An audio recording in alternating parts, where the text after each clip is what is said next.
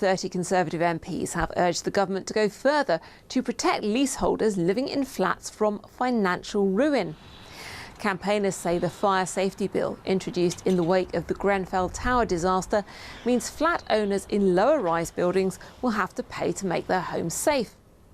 A Conservative led the move to change the bill to prevent leaseholders from having to pay for remediation costs for emergency safety work. He set out his position. We've never asked the government to pay for the full cost of remediation. We've never asked for the taxpayer to bail people out. We just want the taxpayer to provide a safety net for leaseholders to ensure the fire safety works are actually undertaken. It's been nearly 4 years. We want to be in a position whereby the government provides the cash flow up front, and then the government can then levy those who've been responsible within the industry over the next 10 years to recoup those funds.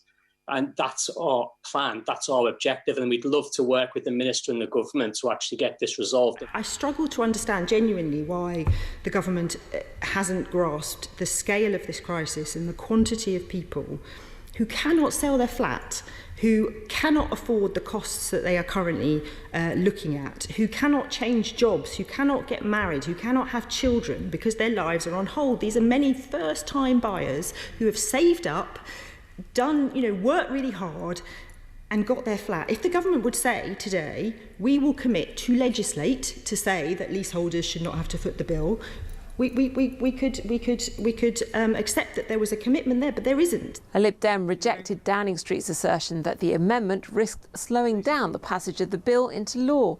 With respect, Mr Deputy Speaker, that's a bit flippin' rich, given it's taken 3.5 years to bring forward a bill that extends to a whole 2 pages.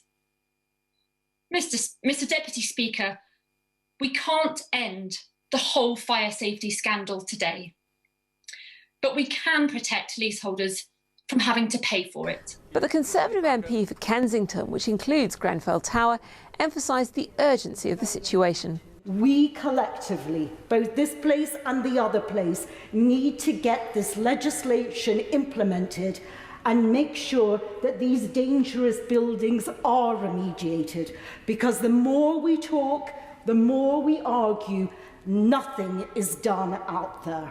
And there are dangerous buildings out there. But let me be clear. It is unacceptable for leaseholders to have to worry about the cost of fixing historic safety defects in their buildings. I do ask that honourable members recognise that while these amendments are based on good intentions, they are not the appropriate means to solve these complex problems.